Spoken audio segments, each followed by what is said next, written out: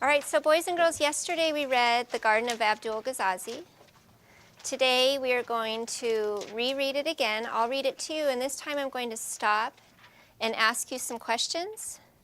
I want you to think about the answers, where you can find them in the text. You're going to look at your partner, whisper the answer to your partner, then raise your hand when you and your partner are ready to answer that question. Are we ready to go? 6 times Miss Hester's dog Fritz had bitten dear cousin Eunice. So when Miss Hester received an invitation to visit Eunice, she was not surprised to read, P.S. Please leave your dog home. Today we are reading The Garden of Abdul Ghazazi. It was written by Chris Van Allsburg. Yesterday, the kids read the story independently. I give them very little background knowledge, very little discussion or vocabulary. I just let them experience the text cold. Before you turn the page, I want you to think and talk with your partner. How can you tell that Alan is taking his pet sitting job seriously? Fritz chew on the furniture. Yeah, because he doesn't want him to destroy the house. Alexander, give me one example of how he takes it seriously. Well, he was not letting him do the things that he liked to do when. Can you tell me an example of what kind of things he liked to do that he wasn't letting him do? He loved to chew on the chairs and shake the stuffings, and he was doing that, but he didn't let him. Perfect. One other question on this page. Why do you think the author mentioned that Alan hid his hat? Talk with your partner. Why do you think Alan hid his hat? Because dogs love to chew on it.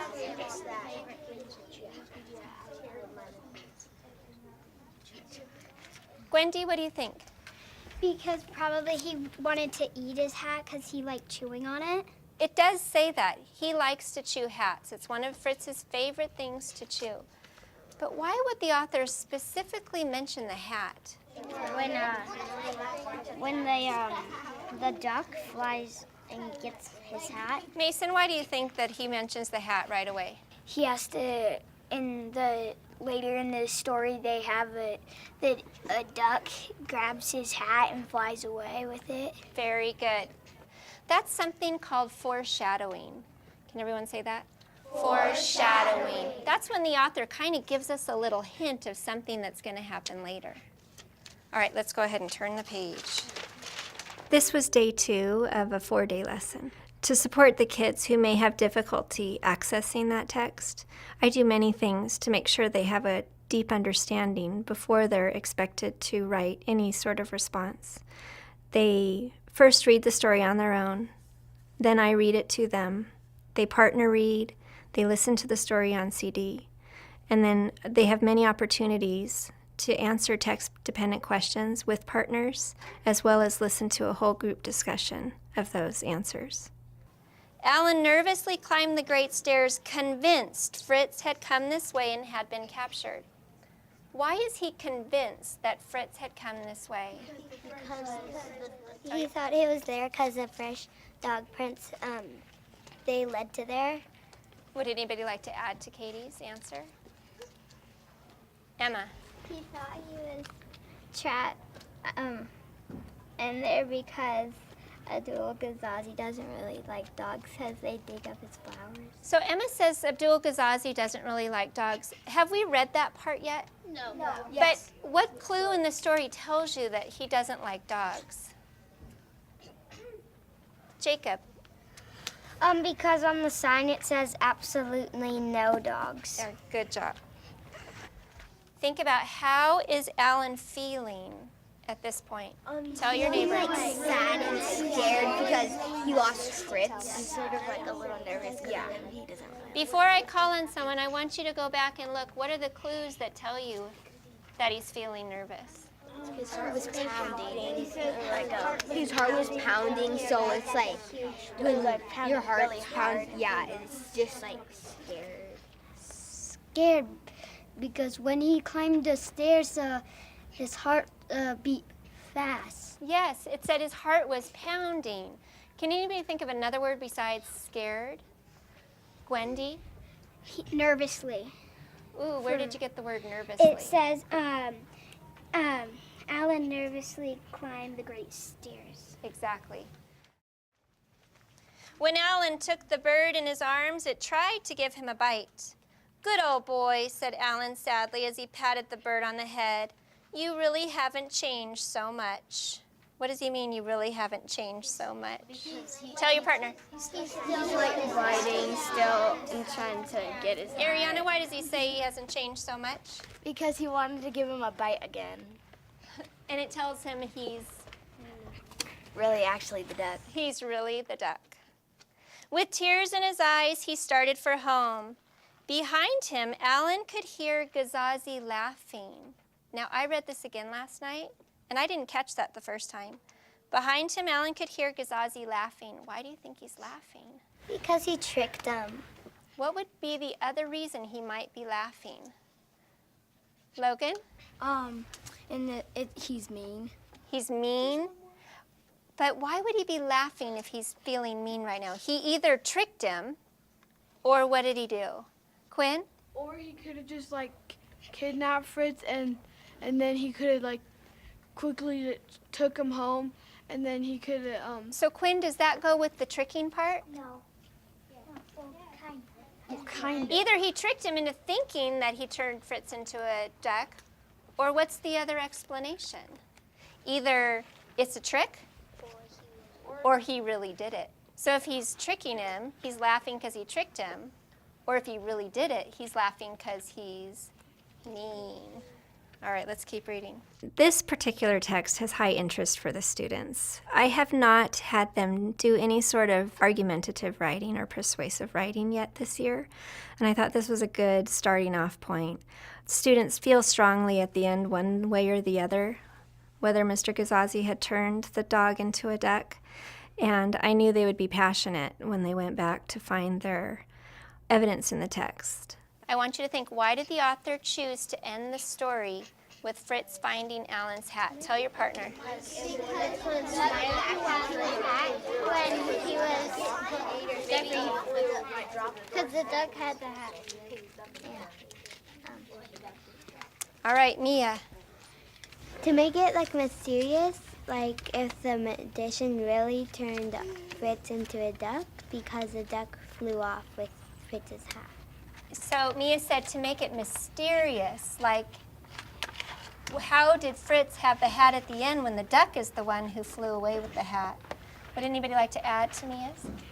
Alexander? Well, I think the author wanted you to know that how Alan lost the hat. Like What? at the end of the story. How did Alan lose the hat? The duck got it. So how did Fritz have it at the end? Maybe we don't know. Dropped it. But we don't know if he dropped it. We don't know. Well, that's our question. That's what the question is going to be that you are going to answer using evidence from the text. You are going to decide, was Fritz really turned into a duck? Yes. Talk to your neighbor for a minute. What do you think? It's a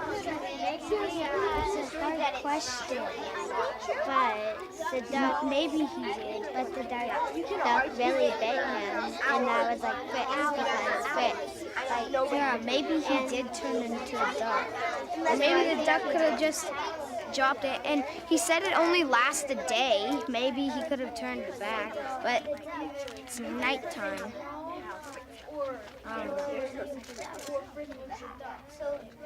All right, so boys and girls, this is what you're going to do. You have to pick an argument. Are you going to argue, yes, he turned into a duck? Or are you going to argue, no, he did not turn into a duck? What you're going to do now is go back to your seats, and instead of doing sticky notes today, you're just going to draw a light little star every time you find evidence to support either, yes, he was a duck, or no, he was not a duck. I think about the flow of my class. They can't sit in one place for too long. They need to physically change their place in the classroom or their position of their body. So I'm always thinking about moving them. I have our question written out that you need to answer. We'll start writing tomorrow. We'll just do some more thinking about what our answer will be today. Do you think that Fritz was really turned into a duck? Defend your argument by citing evidence from the text. What words do you need to know to answer this question? Ariana? Evidence. So boys and girls, who can tell me what evidence means? Shawnee? It means like proof. It's exactly what it is. It's proof. You have to prove your argument. Is there any other word that you need to know in order to answer that question? Citing. Citing. Ooh, I don't know if I've used that word with us before. Citing evidence from the text. What do you think that might mean? Mason. I think it means like something where you could like where it says it in the book, like where you found it. That's exactly right. If you're citing evidence from the text, you're saying exactly what it says from the book. You're telling us what the author told you in order to prove your argument. Any other words you need to know? Logan. You need to know text. Text. What is text? The words in the story. Exactly. It's the words in the story. What other word do we need to know? The argument. Argument. What's an argument? When you disagree with someone and you're like, I think this, but they're like, I don't think that. I think something else. Yes, and if you are arguing with someone back and forth, if you say yes and they say no, what do you have to do? You have to prove. You're going to prove it. You're going to defend your argument by citing evidence from the text. You're going to prove it. All right, any other word we need to know? Defend. Defend. What does defend mean? Defend your argument. I think the differences between Common Core and our other methods of teaching is that we're really going for an understanding, a deeper understanding. We want the kids to be able to access text on their own and pull information and pull meaning from that text without the support of the teacher as the lead. The magician listened carefully and then smiling said, "Certainly you may have your little Fritzy." Because he was listening carefully, so he knows which duck to give to Alan. Absolutely, positively, no dogs allowed in this garden. Abdul Ghazazi, retired musician. I started that because retired musician, it means he probably couldn't do magic anymore. When I'm asking them the questions, they're going back into the text to find the answers there. One really good example that I've noticed that my students do now is when I used to ask them questions, they would look up for the answers. Like the answer was somewhere in their head or within themselves. Now my students all the time look down, look straight into their book, and look for the answers there. Alan saw the duck going while Fritz was at the house. And Fritz must have found the duck and scared it away and got the hat. While Alan was home. But Alan, he took care of him. But when he went to Mr. Ghazi's house, he wasn't really paying that much attention. Like, he wasn't like paying all his attention. Yeah, and when he could have just the duck could have just dropped the hat by accident, and the Fritz just kind of been acting like he took the hat instead. Yeah, because if the ducks, that was just ducks. Yeah. If it would just be weird if, and plus, it says, right?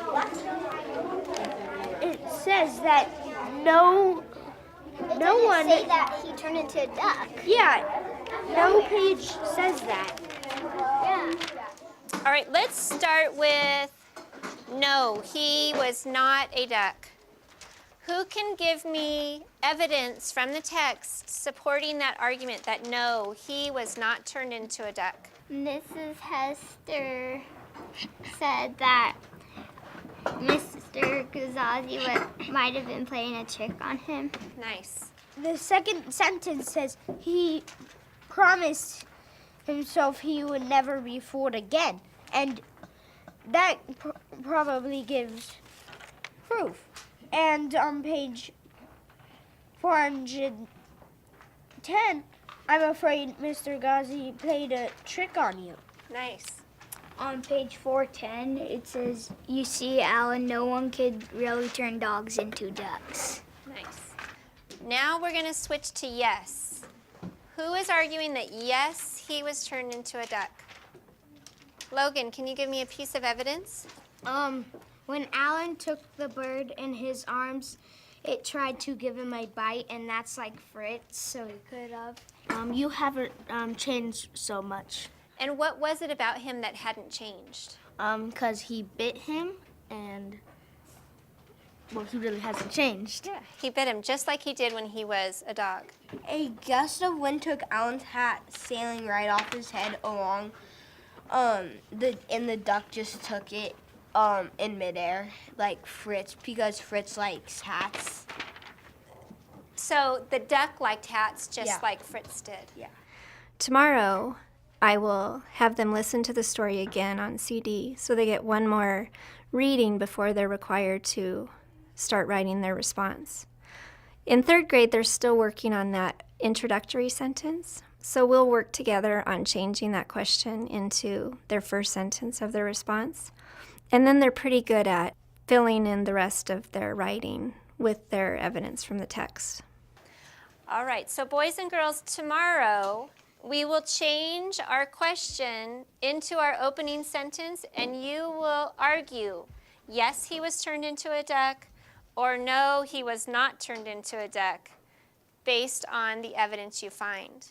Who's right? Tomorrow we will find out. You're only as right as your argument. You have to have a good argument to prove that you're right. All right? Thank you. All right, boys and girls, you may put your books away.